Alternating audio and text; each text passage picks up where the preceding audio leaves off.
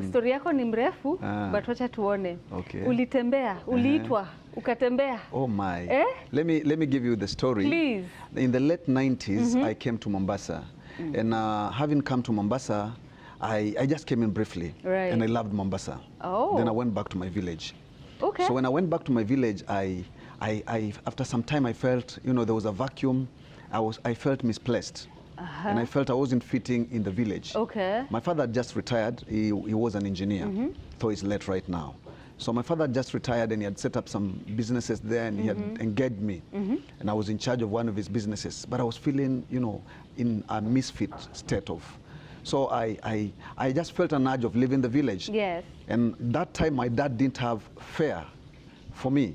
So I just told him, I told my dad and my mom, I'm going to Mombasa by faith. And the only souvenir, or the only, I can call it here, the only heritage or inheritance that I got from him was a brown leather bag. And I fixed all my things inside and I carried them. So I left my village in a village called Epanja, Talamuti Spring area. Where is Kitale? In Mumias. Mumias? Yes, in Mumias. How old were you? I was about 20. 20? Yeah, I was about 20. Wow, you are radical, eh? Yeah, very radical. I just gotten born again. Right. So I was on fire for the Lord.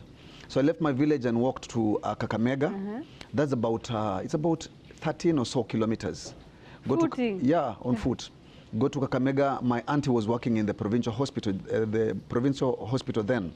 So I went to my auntie's place, stayed there for about 2 days. She gave me 200 shillings. So I used the 200 shillings to go to Kisumu. Getting to Kisumu, I go to a friend's place. He's called Moses Simali Oyugi. I know he will watch this later on. Yeah. We just reconnected the other day after 20 years. What? He got my number. I went to the village and I got my number. And he called me and said, this is your friend. And I called him by his 3 names. I told him, Moses Simali Oyugi. So I stayed at Brother Moses Simali's home. He used to work for X-Telecoms then. I stayed at his place for about 3 days or 4. Then he gave me 500 shillings. And remember, I'd used the 200 shillings from Kakamega to Kisumu. Yes. So with the 500 shillings, I thought of going to Nairobi. Now, then in the late 90s, I didn't know so many people in Nairobi. So I decided, let me go back to Kitale, where I grew up. So I used part of the money to go to Kitale. Getting to Kitale, I was trying to, you know, speak to my uncles and relatives to help me. But none of them, you know, seemed willing to help. Yeah. So I stayed in Kitale for a while. Remaining with about 300 shillings, I moved to a place called Moy's Bridge. Moy's Bridge is in between Kitale and Eldred. There's a cousin sister of mine that we grew up with. She was a matron, at the same time the nurse of the school in Moy's Bridge, Nangili, Girls High School then. So I stayed with her and she found, you know, she saw the grace that I was carrying and the passion for the Lord. And she told me, you know what? I would love you. I would like you to just stay around and be one of our local pastors here. Okay. But deep down my heart, because I'd left my village telling my parents, I'm going to Mombasa.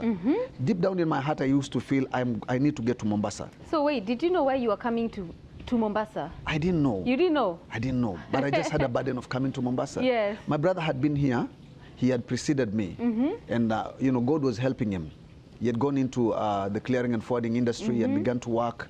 And then later on, he was called into ministry. So my brother is my role model, Apostle Shadrach Katemba.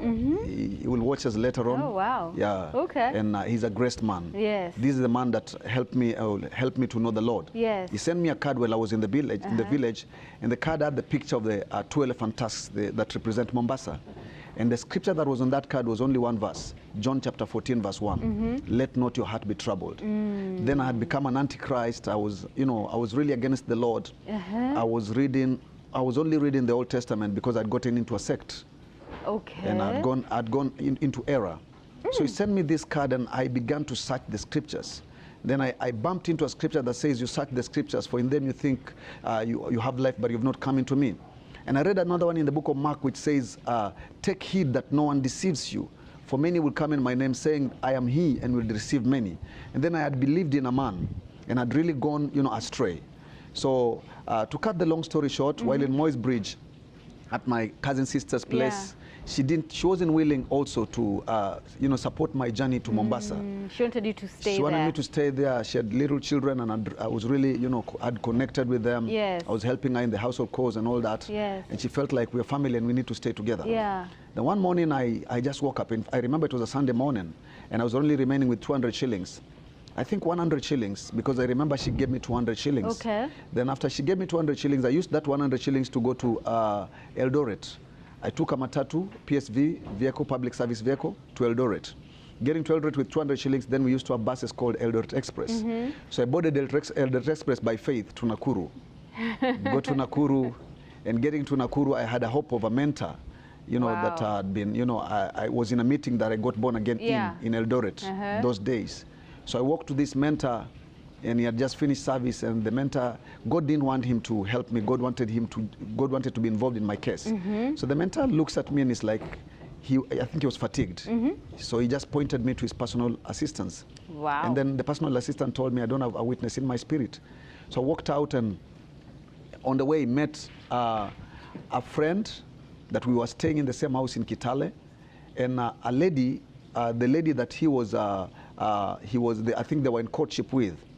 And when I saw them, I had a sigh of relief, and I felt, wow, God has sent me help. And we began to converse, and when they had my plight, you know, they just abandoned me. Wow.